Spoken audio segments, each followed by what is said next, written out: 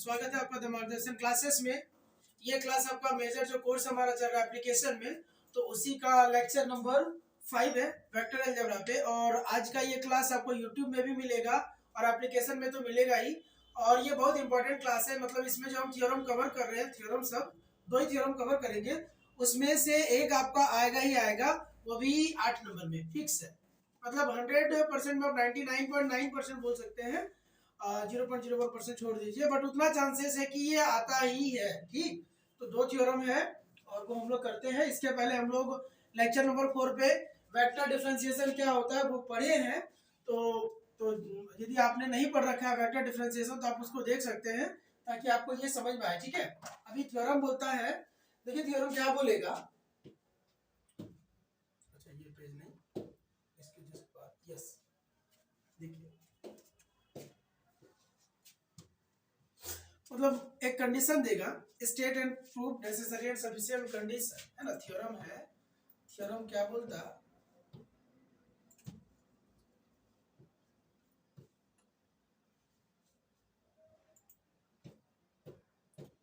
ये बोलता है state and prove, state and prove necessary and sufficient condition, and necessary and sufficient condition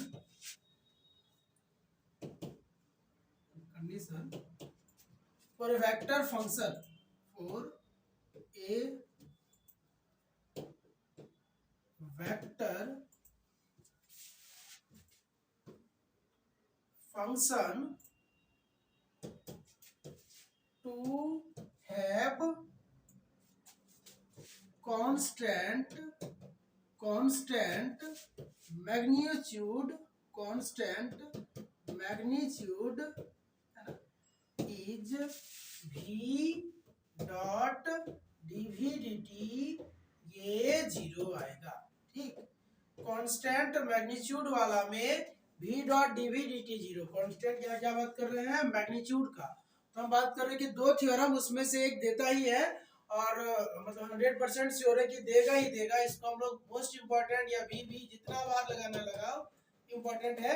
ऐसे ये लास्ट ईयर पूछ चुका है, तो इस बार डायरेक्शन वाला ज्यादा इंपॉर्टेंट होता है, लेकिन दोनों इंपॉर्टेंट हो सकता है कि फिर से सेट हो जाए, मतलब रिपीट हो जाए। तो हम लोग को ये ध्यान रखना है। एक बार हम देख ले, स्टेटमेंट यही है कि so that necessary and sufficient condition for a vector function v to be a scalar variable t है कांस्टेंट में, है वही है। ऐसे नहीं, state and prove necessary and sufficient condition for a vector function v, है ना, vector function v of scalar variable, थोड़ा सा यहाँ डाल देते हैं, ऑफ वेरिएबल t, है ना, टू हैव कांस्टेंट मैग्नीट्यूड। यदि मैग्नीट्यूड कांस्टेंट है तो v डॉट dv dt 0 होगा। और एमसीक्यू भी बन सकता है या शॉर्ट क्वेश्चन भी बन सकता है, तो थोड़ा ध्यान रखेंगे कि यदि मैग्नीट्यूड का बात कर रहा है, यदि किसी वेक्टर फंक्शन का मैग्नीट्यूड कांस्टेंट है तो वो वेक्टर और उसका डेरिवेटिव हम करेंगे t के रिस्पेक्ट में। यदि फंक्शन मेरा t का ही है ना, तो उसका डॉट प्रोडक्ट क्या आएगा, उसका डॉट प्रोडक्ट 0 आएगा। और इस टाइप का क्वेश्चन कल हम लोग किए भी है ना।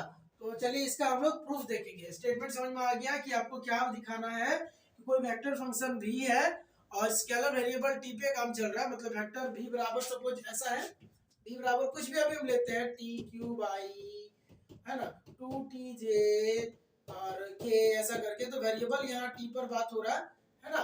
और वेक्टर फंक्शन ये पूरा क्या v है, तो v और इसका डेरिवेटिव जब हम निकालेंगे, और यदि क्या बोला गया है कि यदि मेरा मैग्नीट्यूड कांस्टेंट आ रहा है तो v डॉट dv dt का वैल्यू क्या आएगा, 0 आएगा। तो बहुत इजी है इसका प्रूफ, बहुत बड़ा नहीं है। तो हम लोग इसका प्रूफ देखेंगे। अब स्टेटमेंट समझ में आ गया होगा आपको। चलिए तो इसका हम लोग प्रूफ देखते हैं।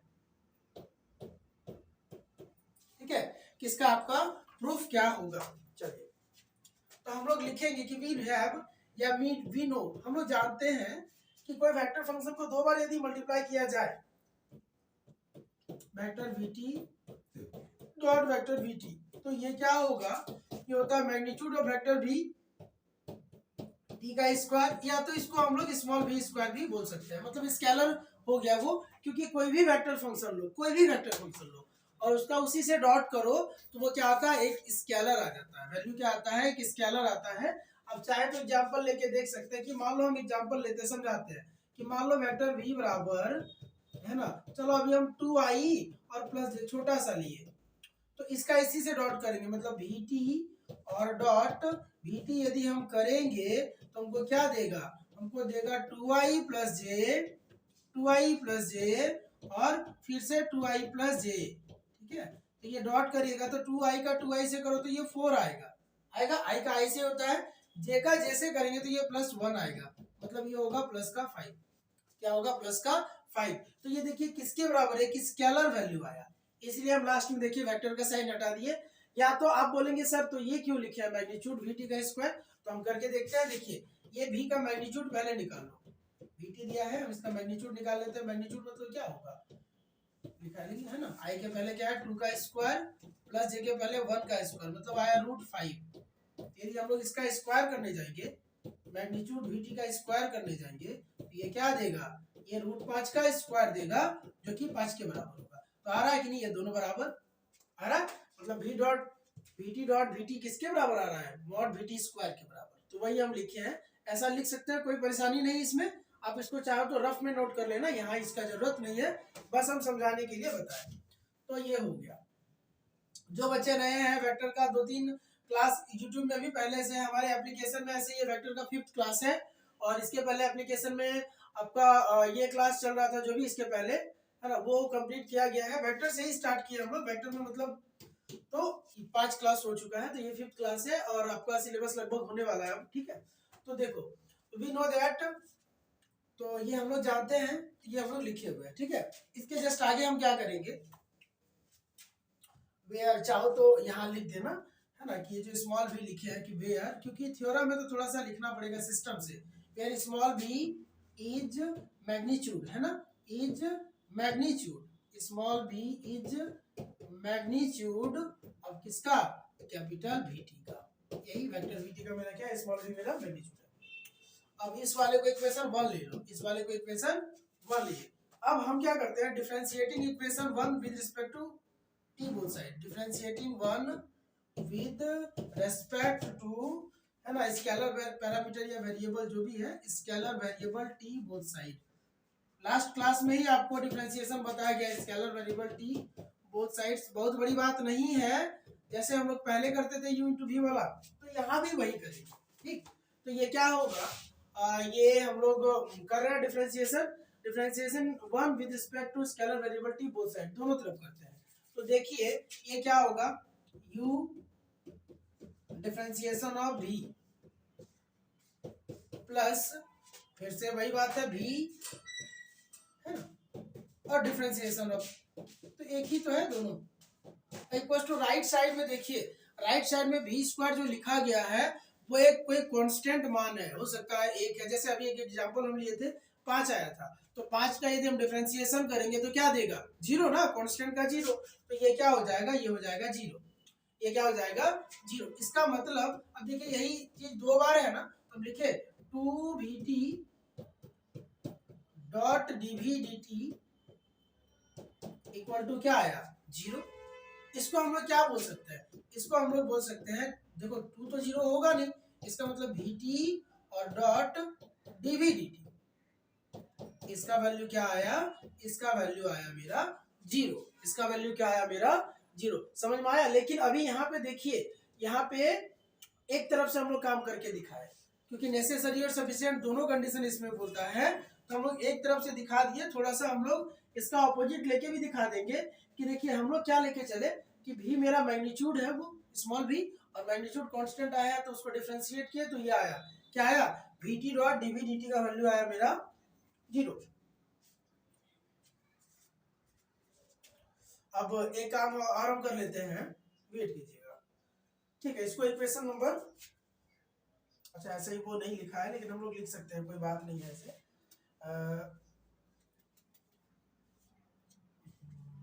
2v स्क्वायर, कांस्टेंट तो हम शुरू में ही ले लिए हैं, हम लोग ऐसे लिख सकते हैं। देखिए एक यहाँ पे ऐसे ये थ्योरम है और ये ऐसे नहीं लिखा, बट हम लोग वैसे लिखेंगे, काम हो जाए, समझिए। हम थ्योरम को छोटा ही कर दिए, वही सही है। देखो ऐसे लिख लिए ना, ये वी टी ऐसे करके। तो स्टेटमेंट में क्या बोला है, state and prove necessary and sufficient condition for a vector function of variable scalar variable t to have constant magnitude is इतना। ठीक है, तो हम क्या मान लेते हैं, हम शुरू में ही मान लेते हैं कि एक एक लाइन हम ऐड करा देते हैं, तो जो बहुत लंबा है वो छोटा हो जाएगा। हम शुरू में ही मान लेते हैं, यहाँ थोड़ा सा हो जाएगा कि let v t is a vector function. ओहो, चले तो कुछ बैठ गया होगा, एक मिनट वेट करो। क्या मान लेंगे कि लेट वी टी इज, है ना, ए वेक्टर फंक्शन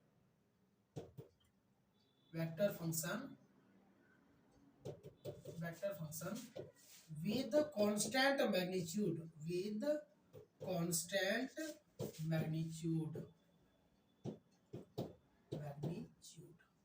चलिए इतना हम शुरू में ही मान लिए हैं, अब हमको कोई परेशानी नहीं है, तो हमारा ये प्रूफ भी आ जाएगा।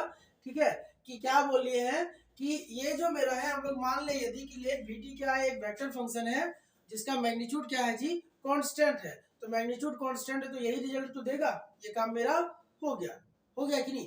तो ये हम लोग ऐसे करके कर सकते हैं कि हम लोग कांस्टेंट मैग्नीट्यूड को कांस्टेंट लिए, हम लोग ये क्या कर रहे हैं, ये नेसेसरी कंडीशन कर रहे हैं।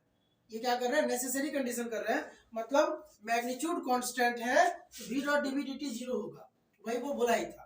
तो ये क्या आ गया, एक कंडीशन मेरा हो गया। इसी में दूसरा कंडीशन हम लिखेंगे, है ना, कि लेट, अब हम लोग लिखेंगे कि let v dot dv dt, है ना, dv dt equal to 0।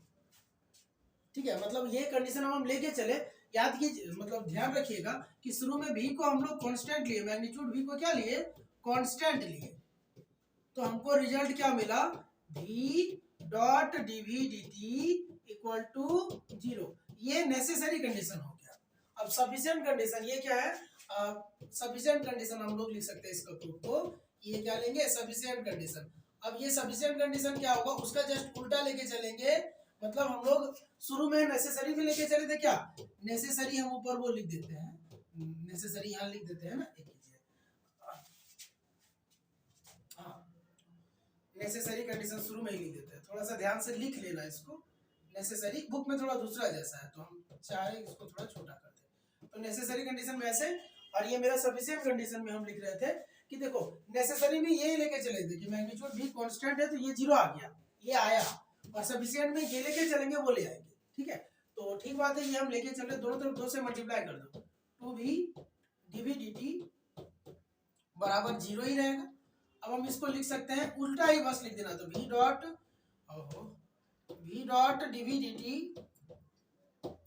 Plus v dot dv dt, है ना, dv dt बराबर 0।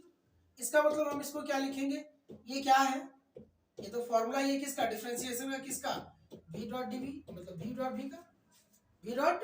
v का बराबर 0। क्या है, v डॉट v का बराबर 0। तो इसका मतलब क्या हुआ, इसका मतलब हुआ डेरिवेटिव ऑफ जो भी है ये वाला, तो ये कब 0 आएगा, सुनिए, v डॉट v का डेरिवेटिव 0 कब आएगा, जब v डॉट v का वैल्यू क्या आ जाएगा, v डॉट v मेरा कांस्टेंट आएगा। क्या आएगा, या आप ऐसे भी लिख सकते हो कि मैग्नीट्यूड v का स्क्वायर बराबर 0। ये कब होगा, जब मैग्नीट्यूड v का स्क्वायर मेरा क्या कांस्टेंट हो। इसका क्या मतलब हुआ, यदि किसी का स्क्वायर कांस्टेंट हो रहा तो वो भी तो कांस्टेंट ही होगा, तो मैग्नीट्यूड भी मेरा क्या होगा, कांस्टेंट। तो ये कंडीशन क्या हो गया, सफिशिएंट हो गया। मतलब हम क्या लेके चले, हम लेके चले कि ये डॉट 0 लेके चले तो ये आ गया, और शुरू वाले में क्या लेके चले थे, ये 0 तो ये आ गया था, मतलब दोनों तरफ से करके दिखा दिए। ठीक है, दोनों तरफ से करके दिखा दिए, तो हैंस द थ्योरम, इसलिए ये जो आपका थ्योरम है ये प्रूफ हो गया, हैंस द थ्योरम। इसको कर दीजिएगा, कोई दिक्कत नहीं, 1 नंबर भी नहीं कटेगा, आपका काम हो जाएगा। बुक में ऐसा नहीं है, थोड़ा सा इधर उधर किया गया तो वो जरूरत नहीं, ये रफ था, ये रहा, ठीक है। आगे है दूसरा थ्योरम जो इंपॉर्टेंट नंबर 2, ये भी इंपॉर्टेंट ही है। ये क्या है theorem?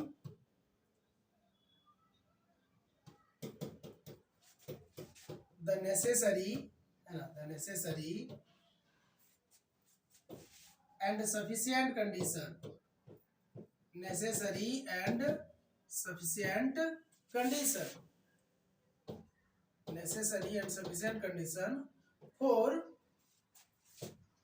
a vector function vt, vector function है ना, vector function vt of scalar variable t, of scalar variable, scalar variable t to have constant direction. बहुत इंपॉर्टेंट है, याद रखना, ये दोनों में से बोल ही रहे, एक देगा तो देगा। कांस्टेंट डायरेक्शन, ठीक है, constant direction is v cross dv dt बराबर 0। ये आपको इसमें ये वाला प्रूफ करना, क्लियर है। उसमें क्या था, v डॉट था, डॉट जीरो लाना था। डॉट जीरो कब? वो कांस्टेंट मैग्नीट्यूड के केस में, और यहाँ कांस्टेंट डायरेक्शन के केस में, क्लियर। ये डायरेक्शन बोले तो क्रॉस और मैग्नीट्यूड बोले तो डॉट। तो वो तो लास्ट ईयर पूछा है, इस साल हम लोग इसको ज्यादा इंपॉर्टेंट बोल सकते हैं कि ये देगा ही देगा, ऐसे बोल सकते हैं, है कि नहीं। तो ये विन विन कंडीशन हो जाएगा हम लोग का कि ये देगा ही सर, लग रहा। तो चलिए देखते हैं प्रूफ में इसका। इसका भी प्रूफ कुछ उसी तरह होगा, बहुत ज्यादा लफड़ा नहीं है। देखिए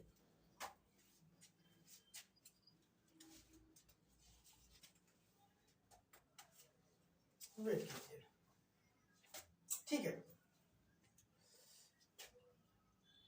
हम लोग लेट कर लेते हैं। Let vector v is equals to, है ना, स्मॉल v और यूनिट वेक्टर v, ये बन ऐसे हम लोग मान लिए। ये क्या है, v क्या मतलब यूनिट वेक्टर v, मतलब उसका मैग्नीट्यूड 1 होगा। चलो आगे हम लोग क्या करना है, यहाँ लिख देना है, थोड़ा सा लिखना है तो लिख लो, वेयर स्मॉल v इज क्या, magnitude, small v is magnitude of capital vector v and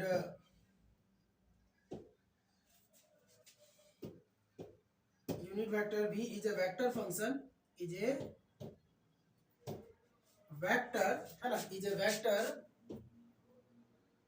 a vector function whose modulus is unity, whose modulus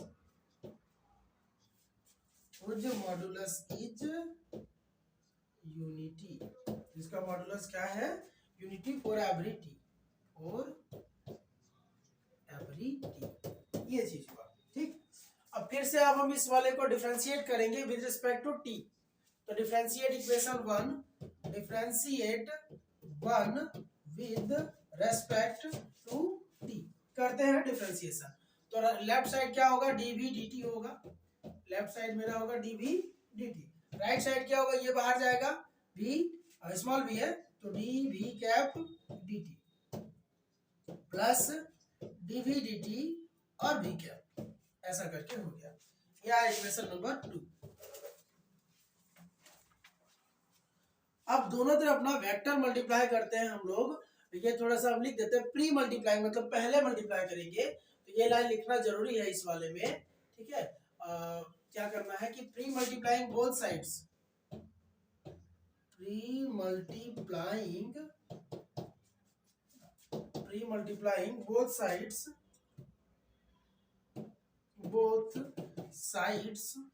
of 2, है ना, बोथ साइड्स ऑफ 2 वेक्टोरियली, ये r है,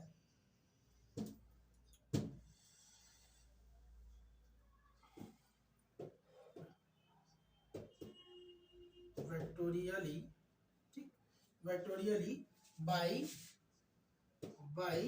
वेक्टर वी गेट। तो करते हैं, क्या होगा, वेक्टर v से मल्टीप्लाई कर रहे हैं बस, वेक्टर मल्टीप्लाई इसीलिए क्रॉस लगाए, लिखे हुए हैं वेक्टोरियली मल्टीप्लाई कर रहे हैं, ठीक। तो v क्रॉस dv dt, इधर क्या हुआ देखिए, यहाँ पे किसको इक्वेशन 2 पे कर रहे हैं, किस पे कर रहे हैं, इक्वेशन 2 पे कर रहे हैं। ये थोड़ा सा हमको दूसरा जैसा लिखना पड़ेगा। ये ऐसे है, हाँ, ये जो स्मॉल v था ना मेरा, स्मॉल v को थोड़ा ऐसे करके हम घुमा के लिख देते हैं, यहाँ भी लिख देते हैं मैग्नीट्यूड वाला, हाँ, कंफ्यूज नहीं करना है, बाकी कहीं तो नहीं है, ठीक है। और यहाँ पे ये ऐसे है ना, हाँ ठीक है। हम मल्टीप्लाई कर रहे हैं किससे, तो मेरा हो जाएगा यहाँ पे देखो स्मॉल v वेक्टर भी ऐसे करके तो है क्रॉस, अब ये देखो v small v dv dt और ये प्लस dv dt और वेक्टर v, ऐसे करके। एक मिनट घबराइएगा नहीं कि सर क्या किए सर, वो समझ नहीं आ रहा। ये देखो सुनो, ये जो है ना, ये लाइन थोड़ा सा समझना, हम लोग किससे कर रहे हैं, एक लाइन हम बढ़ा देते हैं, एक स्टेप हम बढ़ा देते हैं, वेट कीजिए, एक स्टेप हम बढ़ा देते हैं, वेक्टर v से मल्टीप्लाई कर रहे हैं, यही ना। तो ये जस्ट आगे क्या होगा, वेक्टर v dv dt और ये क्या हो जाएगा, ये मेरा हो जाएगा, इस वाले का वैल्यू है ना इक्वेशन 1 पर ही है मेरे पास, वेक्टर v और v क्या क्रॉस कितना, ये क्रॉस थोड़ा सा इसे लिखने दो, क्रॉस कितना v, ये जो हम मोड़ के भी लिख रहे हैं ना स्मॉल v वाला, वो क्या मैग्नीट्यूड को बताता है, बाकी तो कैप लगा तो वो यूनिट वेक्टर को बता रहा है, dv और dt और v कैप, ये आपके पास है, ठीक। देखो ये चीज आया, सबको समझ में आ रहा है, देख लो। अब हम नेक्स्ट पेज जाएंगे, इस पेज पे और नहीं, इस पेज पे और नहीं, यहाँ तक समझ में आया, कुछ नहीं किए हैं। पहले स्मॉल जो भी है वेक्टर v को हम लोग स्मॉल v और v कैप लिख लिए, ठीक है, ये दोनों भी सेम है, ये स्मॉल v मैग्नीट्यूड को बताता है, ये वेक्टर v लिखना, यूनिट वेक्टर v लिखने का मतलब उसका मैग्नीट्यूड 1 को, ठीक है, मैग्नीट्यूड क्या होगा उसका 1। अब दोनों तरफ डिफरेंशिएट किए विद रिस्पेक्ट टू t, तो t के रिस्पेक्ट में डिफरेंशिएट करें तो dv dt और ये u into v करके होगा, तो u differentiation v plus v differentiation u। अब फिर क्या करना, दोनों तरफ ये जो इक्वेशन 2 आया डिफरेंशिएट करने के बाद, डिफरेंशिएट करने के बाद यही ना आया, तो डिफरेंशिएट करने के बाद ये जो इक्वेशन आया है इसको हम लोग दोनों तरफ प्री मल्टीप्लाई किए वेक्टर v से, pre multiplying both sides by क्या वेक्टर v से, मतलब वेक्टर v से और वेक्टर मल्टीप्लाई किए, वेक्टोरियली लिखा गया है, मतलब वेक्टर मल्टीप्लाई मतलब क्रॉस मल्टीप्लाई किए, तो दोनों तरफ भी पहले लगा दिए, एक ही साइज का है, साइज में थोड़ा बड़ा देखो ना सर, ये तो बड़ा लिख दिया सर, तो यहाँ बड़ा जितना भी ये भी आया है ना उसका एक ही मतलब है, भी जब हम स्मॉल लिखे हैं तो मोड़े हुए हैं, देखिए कर्सिव करके लिखे हुए हैं, तो वो अलग था, तो ऐसे है। अब v क्रॉस dv dt, अब ये इसका वैल्यू इक्वेशन 1 पे देखो स्मॉल v और v कैप लिखा हुआ है, तो वही हम अभी तक लिखे, क्लियर है, चलो ठीक है। इसके आगे क्या करेंगे, इसके आगे अब हम लोग लेफ्ट साइड तो वही रहेगा, राइट साइड क्या होगा, देखो राइट साइड हो जाएगा v स्क्वायर v कैप और dv dt और प्लस है ना, प्लस, अरे अंदर लेके जा रहा है, जो बाहर है ना उसको अंदर लेके जा रहा है, dv dt और v क्रॉस v, ऐसे ऐसे आ रहा है। सेकंड वाले का वैल्यू तो जीरो आएगा क्योंकि वहां क्रॉस क्रॉस आ गया, देखो ये वाले का वैल्यू क्या होगा, जीरो हो जाएगा, तो हमको क्या बचेगा, हमको बचेगा v स्क्वायर v कैप है ना क्रॉस dv है ना dt, इसको इक्वेशन नंबर 3 बोल देंगे, इसको इक्वेशन नंबर 3, ठीक है। वो क्रॉस तो जीरो होगा तो उसमें कोई दिक्कत तो नहीं होना चाहिए। चलिए अब हम लोग लिखेंगे नाउ वी एज्यूम, अब हम लोग मान लेंगे that vector v has a constant direction, जो बात है वो तो लिखना ही पड़ेगा, उसी पर तो थ्योरम है, हैज अ कांस्टेंट डायरेक्शन। अब हम लोग मान लेते हैं कि वेक्टर v का डायरेक्शन क्या है जी, कांस्टेंट है, देन यूनिट वेक्टर v क्या होगा, यूनिट वेक्टर इज कांस्टेंट होगा, इज कांस्टेंट और यूनिट वेक्टर यदि कांस्टेंट है एंड हम लोग लिख देंगे कंसीक्वेंटली, इसीलिए या फलस्वरूप, कंसीक्वेंटली इसी के फलस्वरूप ये क्या होगा, dv dt जीरो होगा। देखो डायरेक्शन क्या है, यदि कांस्टेंट डायरेक्शन है तो क्या हो जाएगा, अब now we assume that v का डायरेक्शन क्या है, कांस्टेंट है, इसका मतलब यूनिट वेक्टर भी क्या होगा, कांस्टेंट ही होगा, उसी से ना यूनिट वेक्टर बना। और यदि यूनिट वेक्टर कांस्टेंट है तो उसका जब हम डेरिवेटिव करेंगे तो कांस्टेंट वेक्टर का तो जीरो ना होता है, इसलिए वो क्या हो गया, जीरो हो गया। चलिए आगे देख लेते हैं थोड़ा सा।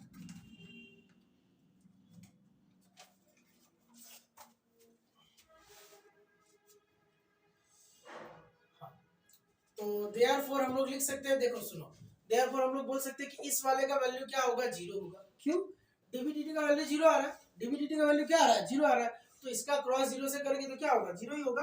हम लोग बोल देंगे therefore from equation 3, from equation 3 हमको क्या मिलेगा, ये जो वैल्यू जो भी आया हुआ है ये जीरो हो जाएगा। और इधर लेफ्ट साइड क्या था, लेफ्ट साइड किसको निकाल रहे थे हम लोग निकाल रहे थे क्या, v क्रॉस dvdt, तो एक मिनट यही ना था, लेफ्ट साइड में v क्रॉस क्या था, dvdt, तो इसका मतलब फ्रॉम 3 हमको क्या मिलेगा, v क्रॉस dvdt जीरो हो गया। देखो पहला काम तो हो गया, मतलब नेसेसरी काम हुआ कि नहीं, कि डायरेक्शन जैसे ही हम लोग कांस्टेंट किए v क्रॉस dvdt का वैल्यू जीरो आ गया, यही दिखाना था। अब सेकंड पार्ट क्या करते हैं कि इसको लेके चलेंगे और डायरेक्शन कांस्टेंट दिखा देंगे। अभी हम लोग क्या लेके चले, डायरेक्शन कांस्टेंट लेके चले और इसका प्रोडक्ट v क्रॉस, जो क्रॉस प्रोडक्ट है इसका v क्रॉस dvdt जीरो दिखाए। अब हम नेक्स्ट स्टेप क्या है कि हम लोग इसको जीरो लेके चलेंगे और दिखा देंगे कि वो क्या है, मेरा कांस्टेंट आ जा रहा है, क्या, डायरेक्शन की मैग्नीट्यूड, डायरेक्शन मैग्नीट्यूड वाला क्रॉस में होता है नहीं है, वो डॉट में होता नहीं। चलो फिर ठीक है, ये बोल सकते हैं this proves the necessary part, this proves the necessary part, मतलब नेसेसरी पार्ट प्रूफ हो चुका, नेसेसरी पार्ट। अब हम लिखेंगे सफिशिएंट पार्ट, वहां ऊपर लिख देना, हाँ नेसेसरी पार्ट हम लिखे नहीं, सफिशिएंट पार्ट हम लिख देते हैं पीछे जाके। ये क्या था, ये था मेरा नेसेसरी पार्ट, नेसेसरी पार्ट। चलो सफिशिएंट पार्ट देख ले, तो सफिशिएंट पार्ट हम लोग देख लेते हैं, सॉरी ठीक है, सफिशिएंट पार्ट हम लोग देख लेते हैं। क्या करना है कि मान लेते हैं let v cross dvdt zero, यही तो लेके चलना जीरो, इसका मतलब क्या होगा, इसका मतलब होगा, अरे उसी को रिपीट करते चलो जैसे हम लोग वहां तक पहुंचे थे, देखो यही ना है, ये जीरो आया, ये जीरो आया ना ये वाले का, तो इसके पहले क्या, इसका वैल्यू इतने ना आया है, तो हम लोग लिखेंगे कि v क्रॉस जो भी है, यदि इस वाले पूरे का वैल्यू जीरो आया है इसका मतलब यही ना जीरो आया था, तो हम लिखते हैं कि v square v cross dvdt का वैल्यू क्या होगा, इसका वैल्यू जीरो होगा, इसका वैल्यू क्या होगा, जीरो। अब हम लोग इसके आगे लिखेंगे थोड़ा सा, वी कैन एज्यूम, लिखेंगे कि we can assume without any loss of generality, any loss of generality,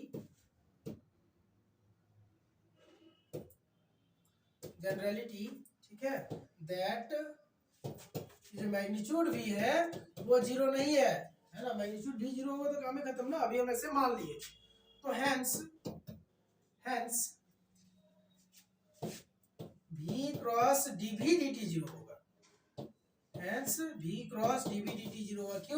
क्यों बताइए, क्योंकि देखो सुनो, इस वाले पूरे का वैल्यू जीरो आ रहा है, इस वाले पूरे का वैल्यू जीरो आ रहा है, और ये अलग चीज है, ये अलग चीज है, तो यदि ये अलग है और ये अलग है, यदि इसका वैल्यू जीरो नहीं है क्योंकि वो मैग्नीट्यूड है, वो मैग्नीट्यूड है, तो मैग्नीट्यूड कैसे जीरो होगा, मैग्नीट्यूड हम लोग क्या लिया है कि मैग्नीट्यूड मेरा जीरो नहीं है, यदि मैग्नीट्यूड मेरा जीरो नहीं है, तो मैग्नीट्यूड जीरो नहीं है तो इसका मतलब ये क्या होगा, ये जीरो रहा होगा, तो वही हम लिखे हैं यहाँ पे, इसका मतलब क्या हुआ कि जरूर ये जीरो है। अब ये यदि जीरो है तो और थोड़ा सा कहानी हम लोग आगे बढ़ाते हैं। Now v cap is cap is of constant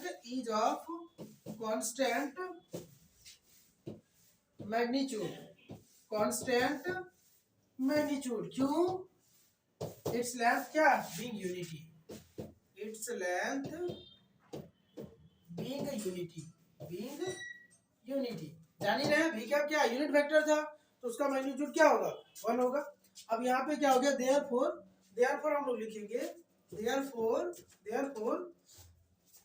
अब एक चीज बताइए कि यदि किसी का मैग्नीट्यूड कांस्टेंट है वेक्टर का, तो उसका डॉट प्रोडक्ट क्या होता है। देयरफॉर हम लोग बोल सकते हैं ना कि v डॉट dv dt क्या होता है, v डॉट dv dt 0, यही तो होता है। यदि मैग्नीट्यूड कांस्टेंट है तो v डॉट dv dt क्या होता है, 0। अब यहाँ चूंकि हम लोग इसका बात कर रहे हैं v कैप का, तो यहाँ क्या होगा, v कैप होगा, क्या होगा, v कैप होगा। तो v cap dot dv cap dt ये क्या होगा, 0। अच्छा कुछ इक्वेशन लेट करना था, हम किए नहीं, वेट कीजिए। इसको इक्वेशन नंबर इसके पहले कुछ 3 तक तो हो चुका है, हाँ 3 हो गया ना। ये इक्वेशन नंबर 4 है और ये इक्वेशन नंबर 5 है। ये ऊपर वाला इक्वेशन नंबर 4, ये क्या हो गया, इक्वेशन नंबर 5। कोई बड़ा बात नहीं, 2-2 लाइन लिख रहे हैं, एक पेज भर रहा है, ठीक है। ऐसा नहीं सोचे सर आप तो बहुत 4-5 हो गया, नहीं, इसको एक ही पेज पे कर सकते हैं लेकिन दिखेगा नहीं सही से, इसलिए हम क्या 2 लाइन यहाँ 2 लाइन 4 लाइन तो लिखे, ठीक है। तो ये क्यों लिखे ये सब कुछ बताया जा चुका है आपको कि चलो ठीक है। v क्रॉस dv dt क्यों 0 आया, क्योंकि उसका इसके साथ जो प्रोडक्ट है इस पूरे का वैल्यू 0 आ रहा है। इस पूरे का वैल्यू 0 क्यों आ रहा है जी, क्योंकि इसका वैल्यू 0 आ रहा है, ये इसके बराबर है। तो यदि ये 0 है तो ये भी 0 होगा, क्योंकि ये दोनों बराबर है। और यदि ये 0 होगा तो हम लिखें ये 0 होगा। और इसमें मैग्नीट्यूड 0 नहीं है, तो इसका मतलब जरूरी है क्रॉस प्रोडक्ट तो 0 है। यदि क्रॉस प्रोडक्ट 0 है तो हम लोग लिख दिए कि चलो क्रॉस प्रोडक्ट 0 होगा। किधर इक्वेशन आगे बढ़ाना, सॉरी, हाँ क्रॉस प्रोडक्ट 0 होगा, उसको 4। और एक चीज हम बोल दे रहे हैं कि चलो ठीक है, शुरू में हम लोग लिए हैं कि v कैप क्या है, उसका कांस्टेंट मैग्नीट्यूड है।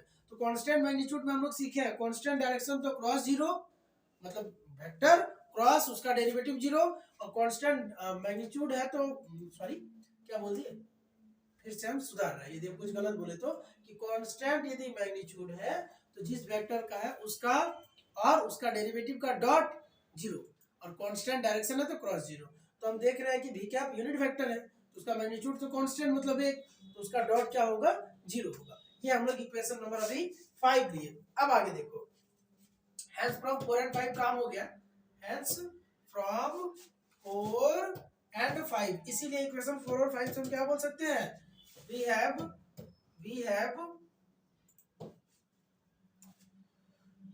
dv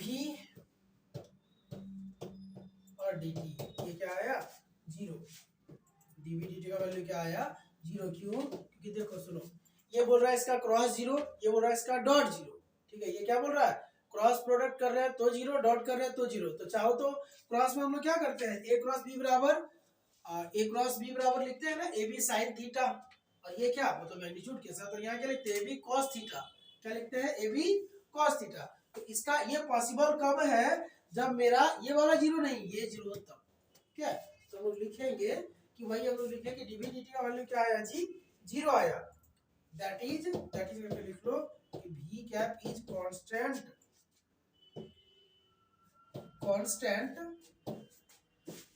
showing that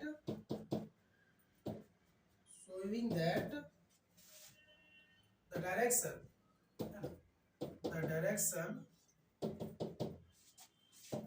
v vector remains क्या, the same, या फिर कांस्टेंट सीधे लिख देना, for all values of t, ये चीज हुआ। या इतना नहीं लिखने का मन करता है तो लास्ट में लिख दीजिए therefore v का बीच क्या है, उसका डायरेक्शन कांस्टेंट। तो v का वेक्टर v का डायरेक्शन मेरा क्या है, कांस्टेंट, डायरेक्शन क्या आया, कांस्टेंट, ठीक है। तो ये था आपका ये थ्योरम नंबर, जो भी है थ्योरम नंबर 2 ही था, है ना। ये थ्योरम पूछता है ये दोनों में से एक तो जरूर पूछा जाएगा। तो ये क्लास आज का बहुत इंपॉर्टेंट हुआ, क्योंकि 2 में से एक क्वेश्चन आएगा, दोनों कर लेना। अब कौन सा आएगा नहीं आएगा उससे कोई लेना देना नहीं है, 2 कीजिएगा, एक आ ही जाएगा, ठीक है। तो चलिए आज के क्लास में यहीं तक, फिर और सबको ऐसे भी आज लेक्चर रिकॉर्ड हो रहा है 31 दिसंबर को, तो सबको जो हमारा साल है जैसा भी बीता ठीक है, न्यू ईयर के लिए सबको happy new year in advance. और उम्मीद करते हैं कि आपका जो नव वर्ष होगा मंगलमय होगा, आपकी विशेष पूरी होंगी, आप अच्छे सक्सेस करोगे, ठीक है ना। Thank you.